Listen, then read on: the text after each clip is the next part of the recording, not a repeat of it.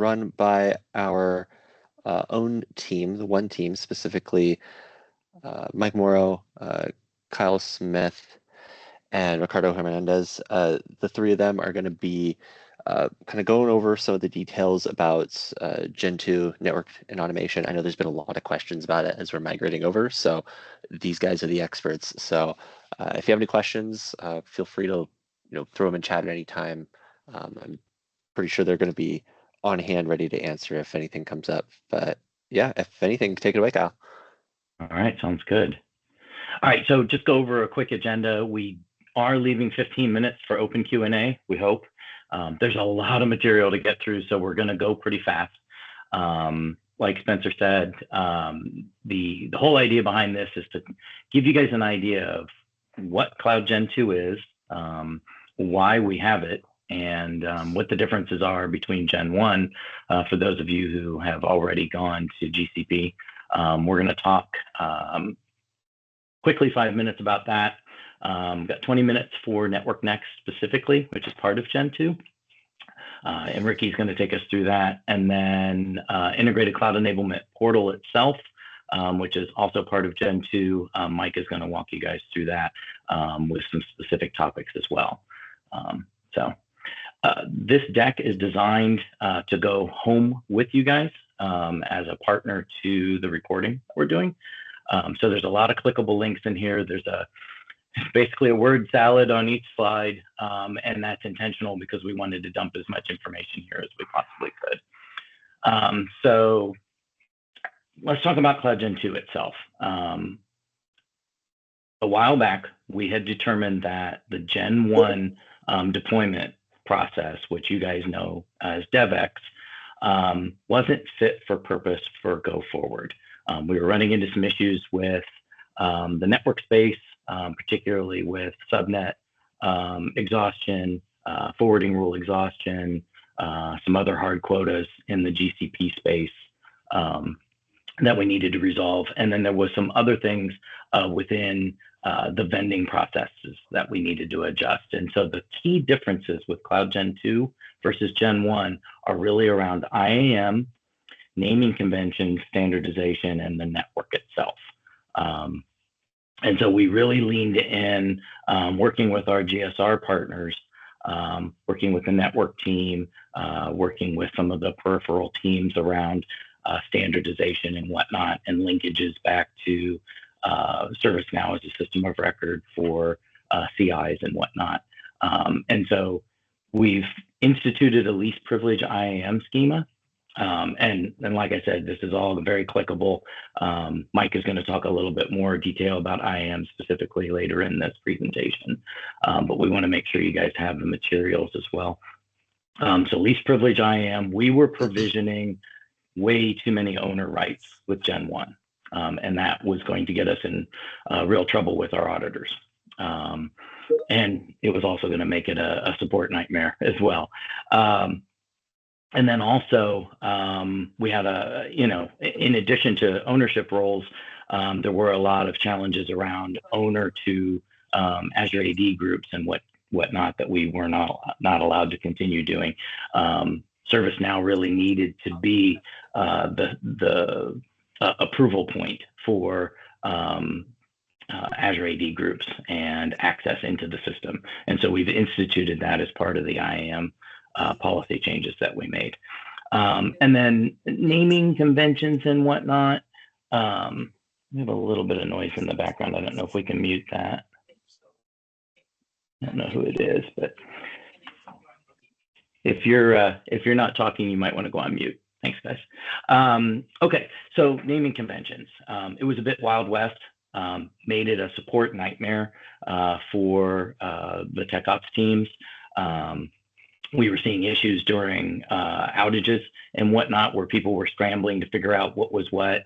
Is this repo aligned with this project? Is this workspace aligned with this project? And so what we did is we instituted a naming convention, working with a number of the application teams who already had naming conventions of their own, and kind of coalesce that into a singular naming convention for go forward. And so we're instituting that as well. So when you vend through the Gen 2 apparatus, you get a common naming convention for GitHub. You get a common naming convention for, your Terraform workspace, your GCP projects, your groups, everything. And then lastly, network, which we're about to go into. Instead of having that single landing zone that was shared, and you guys that have been in GCP for a while, you'll remember legacy trust and you'll remember the pod concept. We built upon that, and we are actually creating DRN specific VPCs for each application team that onboards through the Gen 2 apparatus, right? So now you're not sharing a landing zone, you're not sharing a network space with everybody else. You're only sharing that, with the projects that are tied to that DRN. That gives us the opportunity to give you guys more control over that DRN and the landing zone. Gets us out of your way as far as things like firewall pull requests and whatnot as well. Just makes that streamlined, lowers that blast radius as well. So just going to touch a little bit on CI/CD as well. One of the things that we're going to lean into really hard is getting people off of legacy tools like Jenkins and GitHub Actions. There are a number of teams that are going to be migrating from Gen 1 to Gen 2. This is a great time if you're using Jenkins or if you're using GitHub Actions to get over to Harness as well. So if you have questions on that, see me after class. And I'm going to switch over to the next slide, which is Network Next. Ricky, it's your turn. All right. Thanks, Kyle. So this is the agenda we got for the Network Next portion here. I'm going to take the firewall patterns and also discuss that with the Network Next design, the connectivity. That way I could kind of kill those two birds with one stone there when I speak about those network firewall patterns. So also the subnetting within the DRN, we have two different types, and I'll quickly go over those, the difference between a PSA and a PSC. But what I really want to focus on here is our legacy design, how it works, how it routes, why we're going to Gen 2, and then the Gen 2 connectivity and migration patterns that we're going to have for data. Right? I know that if we're going from AWS to GCP, we have there's been users that have been asking us for data migration, and so we'll discuss a little bit about that, how that data migration happens, and I'll also speak a little bit about the new way of doing it. And what I mean by the new way is, if you guys were on the talk last week, Jeff Klimo presented a Cloud Partner Interconnects model that we're designing to help with those migrations. So all that will be encompassed into this. And then hopefully we'll get through the firewall patterns. At least people will understand how those firewall and the traffic flows, when to create firewall requests, when to create Git pulls on your own repo for allowing subnets and firewalls to go through, what we call the Google firewalls. And so we could go through all those aspects of it and have a better understanding of the actual different flow patterns that we have. So Kyle, you go to the next slide, please. All right, okay. All right. So this is a Gen 1 diagram. It seems very complex, but if you'll take a look, right, as you could see, this is the pod design that was done in Gen 1. And what's happening is the scalability is that as we expected it to be, right? Kyle mentioned some scalability issues, subnet space, the quotas on Gen 1 with Google quotas. So this is the current Gen 1 design. It's based on pods where all GCP applications gets placed. Right? So one of the pitfalls of this Gen 1 is that a change or an outage within a pod can impact all the applications within that pod itself, right? So that gives us issues when when one change happens. We could be impacting multiple applications within that pod. a lot of the dependencies on these on Gen 1 require the Equinix co-locations. And our goal is to get out of Equinix and everything into GCP. So that communication between those pods are happening, right? So if you take a look, you'll see here that within the communication between, let's say, prod and non-prod, it goes up to Equinix back down. And some of those things just add for more complexity, more design issues, bandwidth constraints within our Equinix data centers. I'm not sure if you guys were aware, but when we had data transfers going from Gen 1 to Gen 2, all that traffic needs to traverse our Equinix backbone. And well, Equinix was not built for that, right? So this is where we see all the pitfalls and the constraints of Gen 1.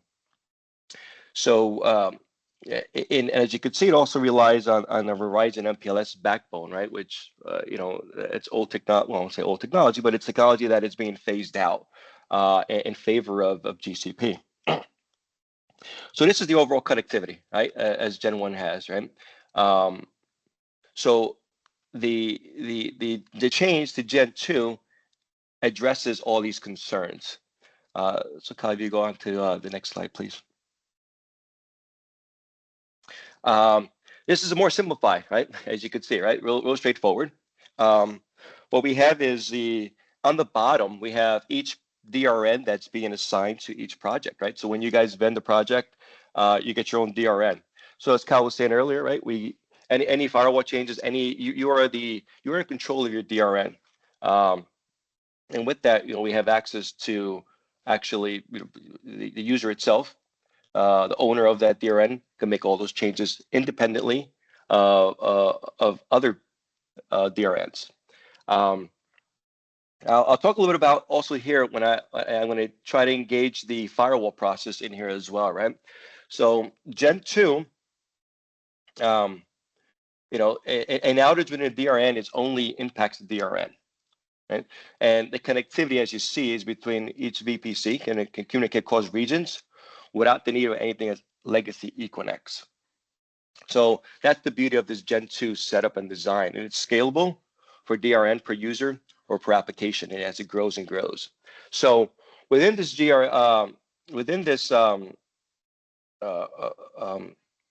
2, we have what we call. Scott, I'll get to that in a second. I think I'll answer your question in a minute. When we get to firewall rules and processing, right? So as you see here, we have two Palos up on the top. And so speaking from DRN1, from DRN, a prod DRN to, let's say, a non-prod DRN, we have to go to those firewalls that are in line there, as you could see in the diagram there. So with that, the communication that requires a firewall process, right? We need to actually create those rules and create those firewall requests. So with all that being said, right, the firewall process and the rule would be the DRN owner would create a GitHub pull request to open up the firewall rules within their domain, and then a firewall request needs to happen between for the Palo Altos, right? So for the communication between prod and non-prod in this example, we need to have those firewall rules open. That is a firewall request. So you see that communication is happening. I'll talk a little bit about birthrights too, right? So birthright rules, we had discovered that everyone needs a particular type of access. Those things could be Active Directory, firewall rules that are for GSR tools, right? So anytime GSR has these rules or these tools that are in place, those are what we're calling birthrights. SMTP, for example, is another birthright rule. And the list goes on, right? So we're actually actively working with our folks over in GSR to build this list of what we call birthright rules within Gen 2. So you don't need to be creating firewall requests for rules that are currently what we call birthrights. So I know there is a link on the ICE enablement portal that is constantly being updated with the birthright rules. So as we go along with that, you'll see more and more of those birthright rules come along. So that's actually a project that's in flight as we speak. So as you see there, that is the flow, right? The flow within just Gen 2. The up and down between the different DRNs across with VPCs. I'll talk a little about here about the PSC versus the PSA, right? So there's private service connection and a private service access. So I will admit I had to actually use our good friends over at AI to help me with this because there's a little bit confusion. So a private service connection, it's the connection between services across different networks. It's kind of like a service attachment to endpoints. It can be, it's more complex to set up because it's actually going across regions, but actually it's used to connect a service in another VPC. That's a perfect use case for connecting a service to another VPC. That's what we use a private service connection. When it comes to subnetting, that's when we need to decide on what type of network connection you need. We have a PSA connector as well, right? That is for accessing Google services within your VPC. Google is great on doing cloud SQL. So in that example, you would use a PSA, a private service access connection. Less flexible, but it's more like to the point of what you're going to use for Google, right? Google needs the service. We're going to use a PSA for that kind of services. It's a little easier to set up because it's not as complex as within Google itself. So when we create DRNs and when we're creating the projects, you'll see that we're going to have to understand whether we want to use a PSC or a PSA within your projects.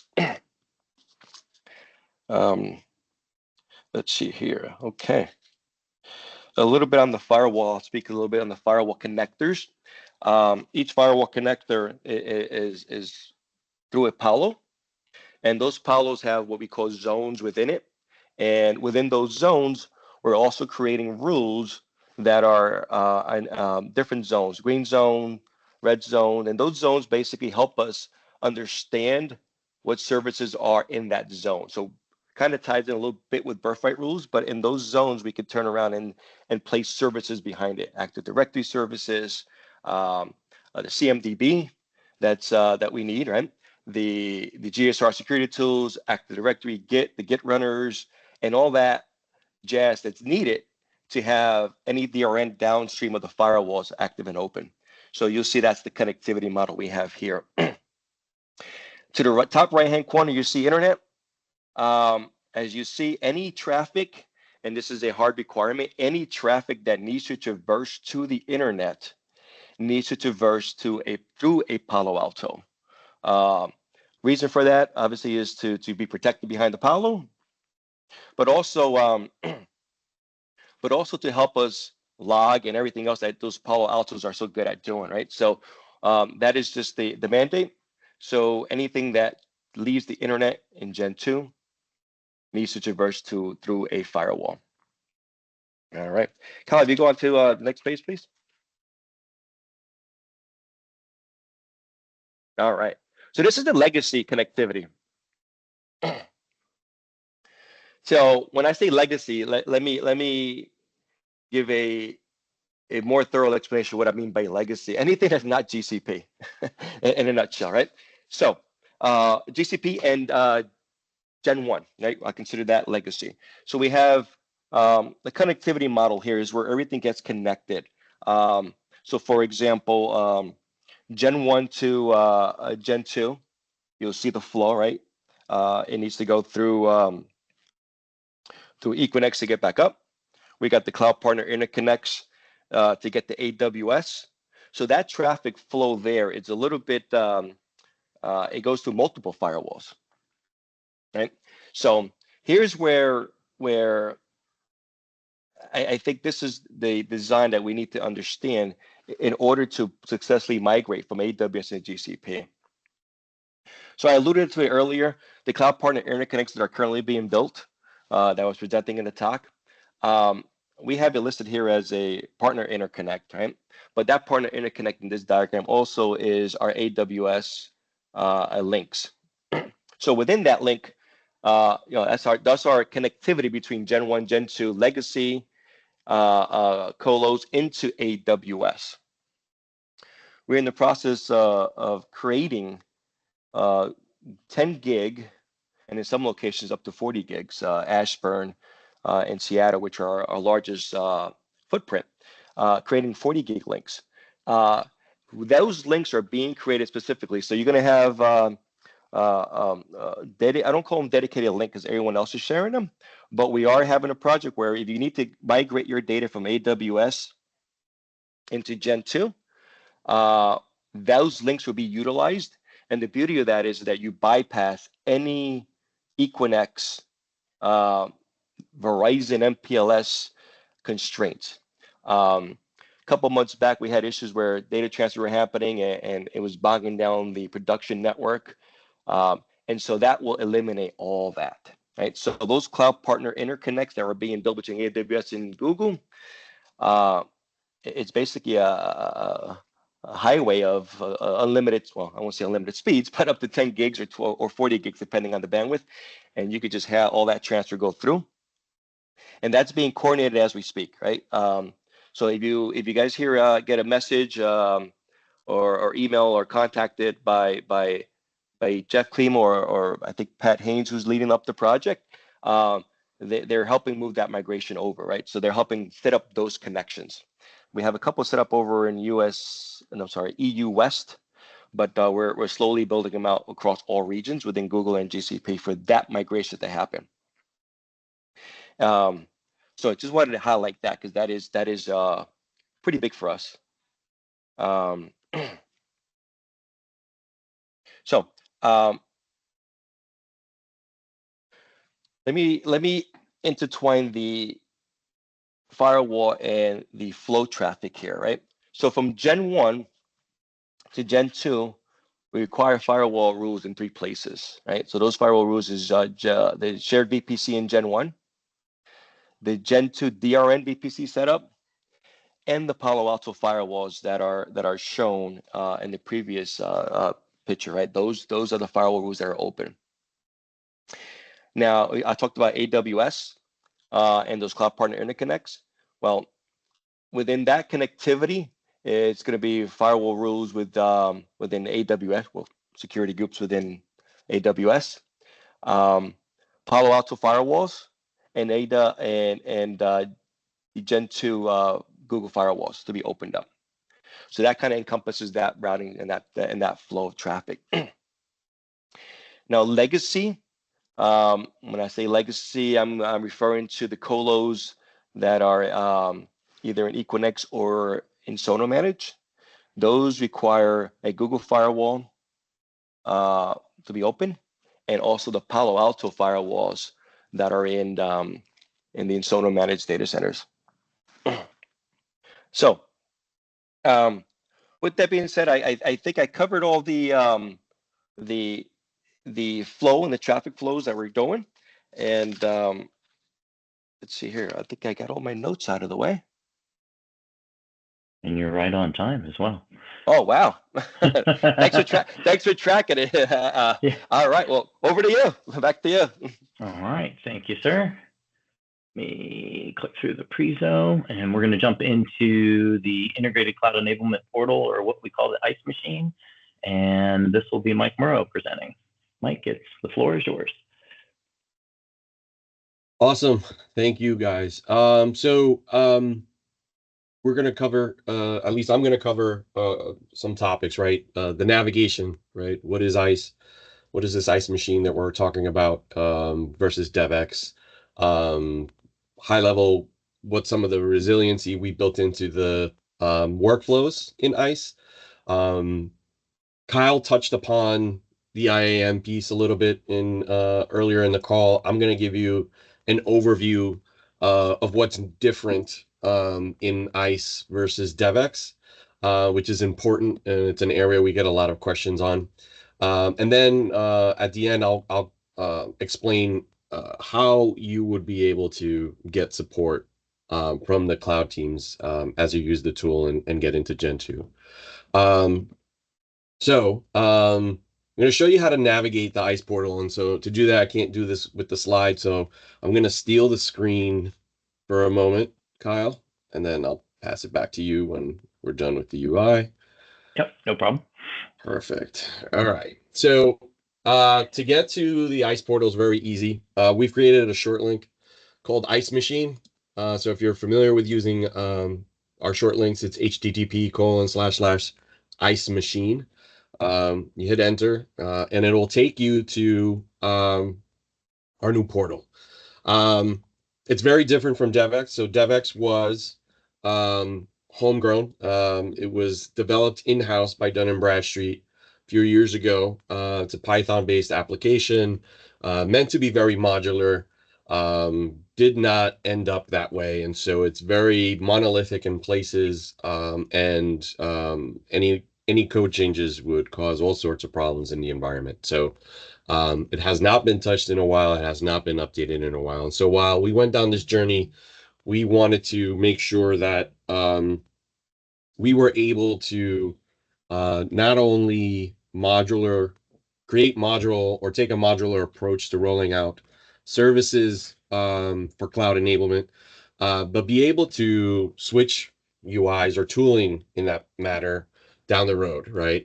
So we looked at a tool called Backstage. Backstage is actually used at Dun & Bradstreet by our fellow associates over in Europe. If you're from that space, you may have noticed that it's very similar to Target Runtimes. It's the same framework used by that team. Backstage was developed by Spotify, made open source, and so it's a stateless platform. Doesn't really track state. It doesn't do it just coordinates or orchestrates workflows in the back end, any workflow you want. So what we did was we took the very similar approach. We wanted to make sure that we didn't change it too much, but you can see that we went with the tile approach. Each one of these tiles is a template that's easily customizable for us. And then it's paired with an action on the back end, which basically coordinates or sets requirements for whatever that workflow is. And this all coordinates Terraform on the back end for us. So all of our actions are created through Terraform workspaces, vending your projects, vending your networking components, your workload identity, your Terraform workspaces. All that is Terraform on the back end. There is no Python code or any of that. It's all Terraform. If we have to run it manually, we can do that. But Terraform just kind of coordinates all that for you. So very similar to DevX. You still have to onboard your DRN. And one of the key things that's very important to understand is that these two systems, by design, do not talk to each other. They are very isolated. So DevX supports Gen 1 and will be sunset shortly. And Backstage is the front end for Gen 2. So if your DRN was onboarded in Gen 1, that's great, but you'll have to go through the process of onboarding it again. More importantly, the reason for that is twofold. One, we did not want to just move everything or have folks build things in Gen 2 without understanding the changes and the underlying foundational changes we did to the network architecture and the vending. And two, if you're going to be migrating either out of AWS or GCP Gen 1, you would still need to go through this. As there's some, like Ricky covered, some network changes. So you'll have to go through the onboarding again, and that's very simple. You go to the DRN onboarding form, and what we've done, similar to DevX, is you supply a DRN. In this case, you also have to supply or pick your business unit that you're aligned to or your DRN is aligned to. And the reason we did this, I'll explain a little bit in the IAM overview. But once you supply your DRN, move on. We integrated with ServiceNow to fetch the DRN's information. So we know what application it is, allows you to make sure that you did not fat finger the DRN, which has happened and can happen. Shows you who the owner is and then who that CTO +1 rolls up to. Up front, we ask, what are some of the regional what are some of the regions you plan on leveraging, right? And up front you can say I just want US East, right? Or you can say US East, West 2, West, Europe West 3. Or you could just also say I'm going to go North America and Europe, right? And then you'll automatically get these pairs. So there's an opportunity to customize this as you see fit when you onboard your DRN. Things change, and I'll explain that in a little bit down the road. But this just helps us understand where your DRN VPC is going to be provisioned, or where resources within that VPC will be provisioned. And the reason we do that is, I think Kyle may have touched upon this, but in DevX, when you onboard a project, we did everything start to finish, your AD groups, your network provisioning, your project deployment, and all that. And it's all one single workflow. And if some of you who have used DevX may remember, that could take 40 minutes to an hour to provision. When we worked with Josh's team and security, we made it a point to speed it up. Nobody wants to wait around and look at a spinning wheel for an hour and a half. So as we provision your VPC, we provision the underlying networking components and tie that to Network Next. So it's there when you go provision your projects. So when we actually provision projects, we do deploy connectors like PSCs and PSAs and smaller VPCs, but your addressing is already your space that where your IPs will come from, what aggregate VPC you're tied to is all defined upfront. And so we're just asking downstream systems for all the information, and then we just pass it along. So a DRN onboarding is a one-time thing. It takes about 20 minutes once it's approved. It's transparent to you because it goes through an approval process still through us. But a project vend happens within 15 minutes at this point. So it's a significant improvement to DevX. And then there's some questions here that you're very familiar with. Is it ARP approved? Yes or no? This helps us determine, our follow-up with you in terms of onboarding. Do you have an SRE team that supports this, or do you need Insono managed, right? And so these things help us drive those conversations with you and your team at onboarding, just to make sure that you have the proper support and backing when you get ready to move forward. You click review, you get to see all this information. I did not, it's already told me I've been approved. If I do this, it's going to tell me it doesn't exist, right? So it ensures that all this information exists, that you've onboarded your app before you come to the cloud to deploy it. So it helps us put a little bit of governance there. DevX did do this, but we integrated with ServiceNow here to show you the information. From a project vending perspective, it's very similar. So once your DRN is onboarded, you would go here.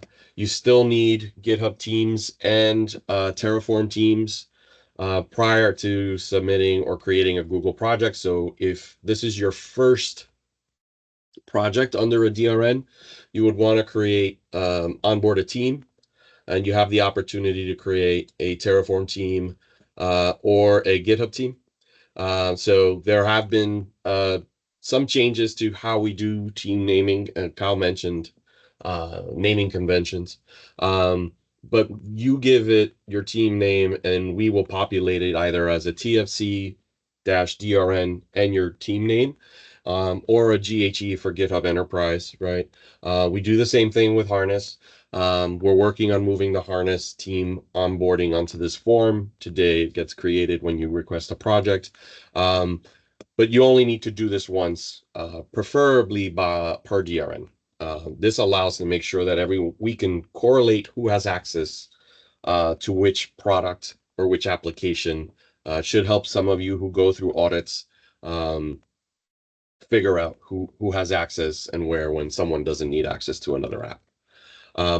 But going back to the project, You go to the form, you provide a DRN that's been onboarded. It does the same thing, populates it with the information to make sure you didn't fat finger it. You type your application name.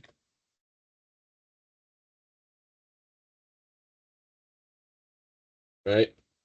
And then you get to pick, right? Is this going to be a non-prod project or a prod project? Very similar to DevX. This ensures that you're placed in the right hierarchy and in the right side of the network. We're going to say non-prod. You are then forced to only pick development or QA, right? So there's no more prod projects in non-prod, no more non-prod projects in prod. This is one of the major changes we did in DevX. This ensures that you're putting things in the right place. You get to pick again which region that's been vended from your DRN that you chose earlier. If you decide to say pick London when you didn't on your DRN, you will get an error. In that case, you do have to reach out, open up a ticket with support on our side, and then on the back end, we'll enable that region for you. As Kyle mentioned, we're working on implementing a flow that will allow us to do that rather quickly. But the complexity of it means that you will have to still do it, right? At some point down the road, we may enable you to do it, but just to ensure that there is no impact to your production, we would continue to do it. There's a few type of networks here. DRN is the default, so that's the hierarchy, or that's the foundational VPC that gets vended along with your DRN. That's the one that Ricky talked about earlier. This is where all your projects are tied to. You do have the ability to vend a project without a network. In some cases, those are valid, right? You're just using Google services. There's no need for any networking or IP routing. So there is that option. There's other ones here like Red Panda. If you need Red Panda projects are deployed for you. And there will be others added here as we continue to grow the platform. You do get to pick your network sizes for your project. Right now we have a 24, 25, or 26 as the option. We may integrate more later, but we may also, if you need something bigger or smaller, that will need to be a support request, have a conversation with the network team, and it'll be enabled on the back end. And then if you're doing a GKE project, you enable this as true, and then you'll get provisioned your secondary subnets, which are on the 11 space, and then a subnet range for your pods and services. So very similar to how DevX projects for GKE work. You hit next, you get to see how do you review of all your choices, and you can go back. And then once you click it, it will provision. You'll see a workflow similar to DevX, and then it moves along. One of the key things here, and I'm going to try to, do I have my...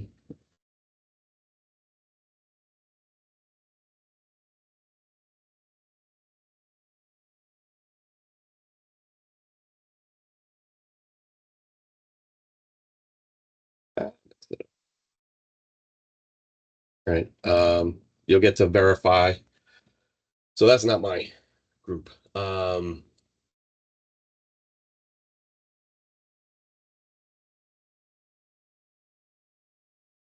Actually, I do have it written down.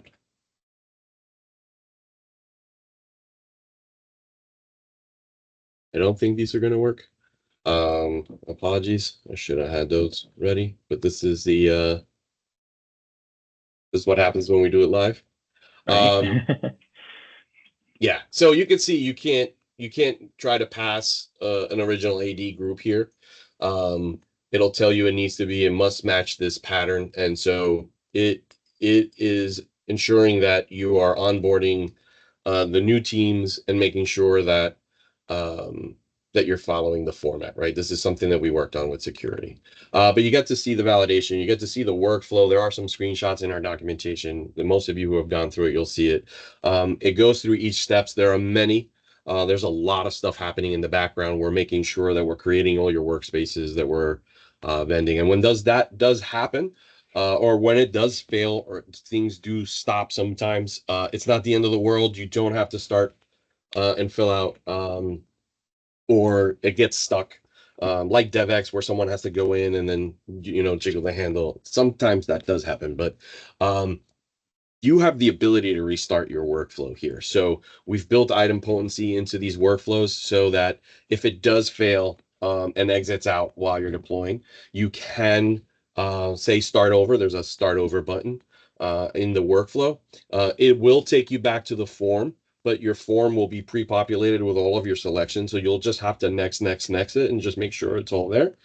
And when that does happen, it kicks off the workflow again. But that workflow checks to see if all of these components have already been created. So if you're 10 minutes into a 15-minute bend and it does stop for whatever backend reason, things do happen, solar flares, things like that. It will check each step, and if it's already completed that, it goes to the next one and the next one. So you'll start to see it'll go pass, and then once it gets to where it failed, it goes and checks and then finishes from there. So that's value add there. At the beginning, we did not have that, so it was very painful. So we took the extra time to include that in those workflows, and that makes it just easier for you guys to self-service. So when those things do happen, you hit start over and try it again. If you've done it 2 or 3 times and it's still failing, then you reach out to support. But sometimes you just have to kick it again, and it will work.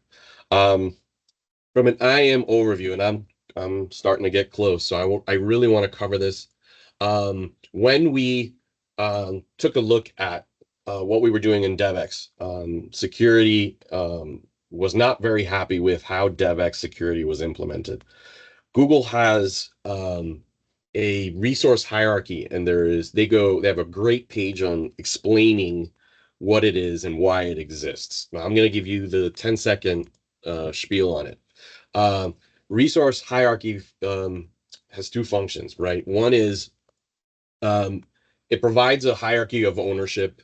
So very similar to on a hard drive. You have a series of nested folders. At the end, you have files in those folders. If you take that analogy and say the files are your projects, your folders also give you who owns those files, right? At the metadata level, but also the permissions of those folders allow who can see what in those folders. When we deployed Gen 1 Google, for whatever reason, the minimal set of the folder hierarchy, which you must pick one, was defined on the right. So we had the non-prod prod concept that aligned with the network, but then from there we just nested every project. So if it was a non-prod project, it was here. If it's a prod project, it was on this side. No separation between dev and QA or staging and prod. So you could not apply controls to those environments at a granular level. It was like an all or none. So as some of you are familiar with DevX, when you needed help from us, you needed to add us to your project to see it. So even at the highest level of engineering, we couldn't see your project. And that was painful. So then you have all of this access at every project. It's just not manageable. To the left, we've went with an organizational structure that allows us to separate Gen 1 from Gen 2. So you can see that there's a Gen 2 folder at the root level. And at the top level, we have groups and roles that provide these engineering teams to have a level of access or permission that will be inherited downstream, right? So the further up you go, the more you can see. And so we came up with this structure where from the root, we wanted to make sure that we had business unit ownership. And at that level, you can apply some permissions. Then within those BUs, there were the DRN folders. So when you onboard your DRN, we create this folder structure for every DRN, and it pre-exists from the minute it's approved.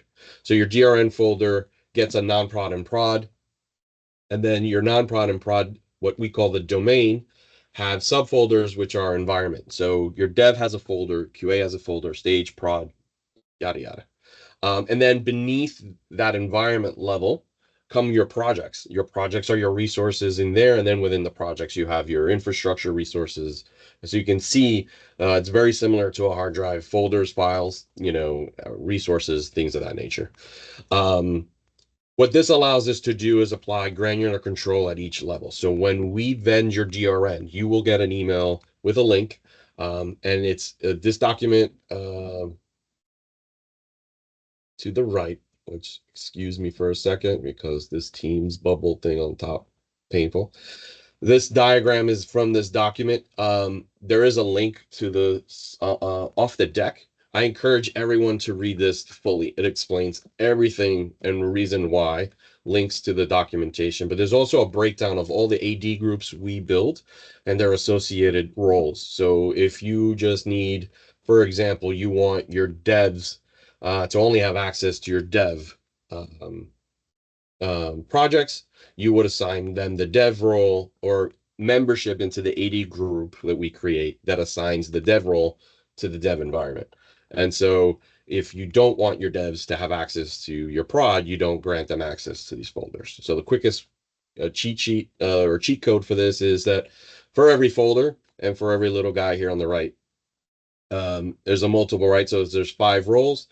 Depending on how many, so for this level, there's 5 groups. Here, you get provision 8, right? 4 on each. And then there's obviously 16 here. So it sounds crazy, but what it does is allow you to control who gets access to what. And obviously, the further up you go, the more they see. So if you have folks who should not see your production and you grant them access up here, for example, they will get access to every project or environment from here down. So if you want to control it, did I just lose my share? No, okay. If you want to control it, you can even do it at the environment level. But every project under this folder will then have this permission. So that's different from DevX. You guys are used to having 3 groups. One's a viewer, one's a power user, and one's like God. Unfortunately, we cannot grant those anymore. This will allow you to do what you need to do, or your individual teams to do what they need to do. And these were the default roles we worked with security engineering to come up with. So if there are, the good thing about this is that this is all controlled through code. So it's all IAM through code. If we need to extend roles within the organization that everyone finds useful, that we can easily add it and then automatically provision it out. Groups were created for everyone. So if we choose that we don't want that anymore, we can simply remove the role from the code and it gets removed everywhere. So this gives us a little bit of flexibility and ownership, and then some control for the teams to manage and see what they need to see. So they can do billing viewer at the DRN level if you're responsible for your billing, and you get to see everything within your DRN. So that's a high level IAM. It's a lot to cover in a really short amount of time, but I encourage everyone to view the document that's in the slide and read it thoroughly the first time. And then once you go through it the first time, you'll realize it makes total sense. And then support, last thing. So this is one of the things that everyone gets really confused. So there's a ton of documentation in Confluence. So the same area space that we provided our documentation for DevX is where our documentation for all cloud enablement is specifically Gen 2. So under end user guides, welcome to integrated cloud enablement. There's a ton of how-to that you saw on one of Kyle's slides. We're constantly adding to this, but everything you need to know about what I just talked about and how to do it is here. So if it's not here, then go to support. We've doing an enormous amount of work to make sure that everyone is self-service as much as possible. And where it's missing, we'll gladly add it. But I would start here first. Second, if something that you're doing is broken, or you're having issues with your code, or your workspace particularly is blocked as you're trying to deploy Terraform, or you're getting an error, that's a question for support. So we've made it super simple for everyone. There is maybe I can go back to your slides, Kyle. I'm done. Yeah. presenting, but I think there's good content there that everybody should see. Yep. There is a link called HTTP, right? / cloud support. And what is that? That's not a new site. That's not another portal. That's a short link to ServiceNow that gets you in contact with the cloud ops team. So for everything, not just ICE, issue, questions about Artifactory, your issue, Jenkins, Harness, all of the cloud enablement tools, they're there, right? So open a ticket there. If you need to or requesting a new feature, an enhancement, an integration with a new platform that D&B has approved, things like, like the Red Pandas, the Databricks of the world. Like, we're not currently doing this. We need to do this. That's where you go through the CEI intake, right? So it's the cloud enablement intake. There is documentation that Kyle has linked in the diagram, in the slide. That is an intake for requirements of what we, the engineering team, need to focus on in terms of scoping work for the roadmap or planning for the roadmap. It is not a great place to open up a ticket and say, I need help with this. It's going to sit there. It's going to get automatically bounced back to you saying, please open a ServiceNow ticket, which ends up being very frustrating especially when you're looking for help. Some of the stuff does come to us from cloud support when they don't have the answer, and so we support them. But the Jira intake is really meant for engineering feature enhancement kind of work. So it's very important. It's something we all struggle with. And we feel bad kind of repeating it, but it's super important. I need help with my stuff that's broken, or my stuff broke. That should be a ServiceNow ticket. And then we would like to implement or have you implement this new functionality or feature. Comes in through Jira. Super important. If something is down, no one can get to the Google console. No one can get to Backstage. Terraform is inaccessible, and things of that nature. Do not open a Jira ticket. Call the ECC. That is our corporate policy. Open an incident. They will page out the necessary folks, and we can get to it right away. Jira only gets looked at once a day for intake, so something that critical should not be left to a Jira ticket. And also the support tickets are normally just for user help. Always go to the ECC for outages. That's the end of my spiel. Kyle, I'll turn it back to you. Yep. And just like Mike mentioned, we're including all these links. This is designed to walk you through step by step how to get into Gen 2.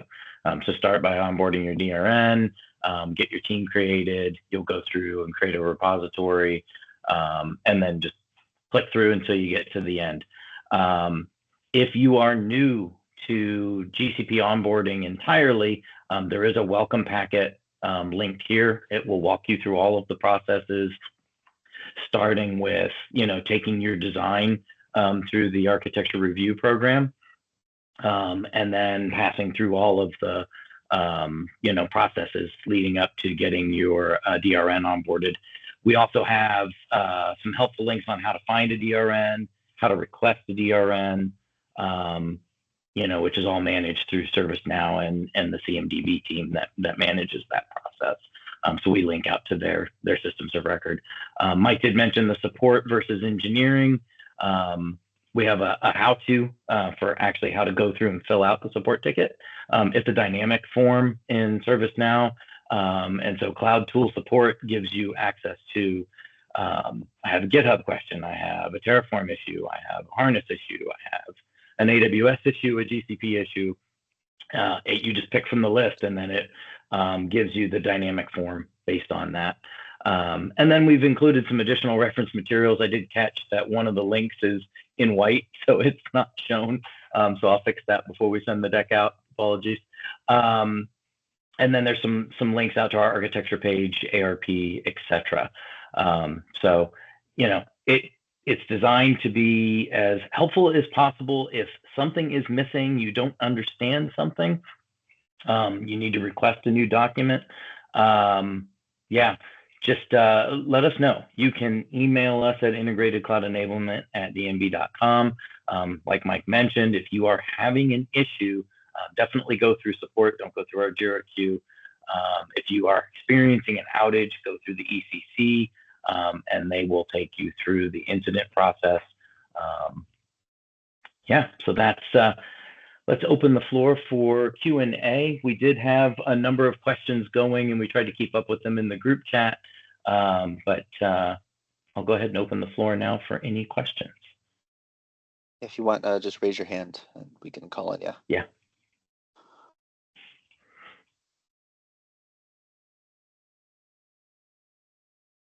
And any questions we didn't answer in the group chat, I'll make sure we do before we close out. Okay. Man, no questions. You guys are just that good. Apparently. All right. Well, and you know, we'll get Spencer will get the link out to the recording. We'll send out a link to the deck here in the group chat as well, so you have that along with links to the integrated cloud enablement portal or Ice Machine, and all of the how-to materials as well. Awesome. Yeah, we're gonna put this onto Workday later. If you send me that again, you'll post the slides on here and stuff. Yep. I can have that be attached to the Workday upload. Perfect. So that can all be in one place. So that would be great. Yeah, if there's any other questions, again, I'm pretty sure we'll have this chat open. We'll keep an eye on this. So feel free to reach out to here. Again, thanks to Kyle, Ricardo, Mike. Thanks for taking the time to go through this. This is really informative. Great. Thank you for having us. Yeah, Awesome. thanks for having us. Thanks, everyone. Have a great rest of your day, and I will see you all later.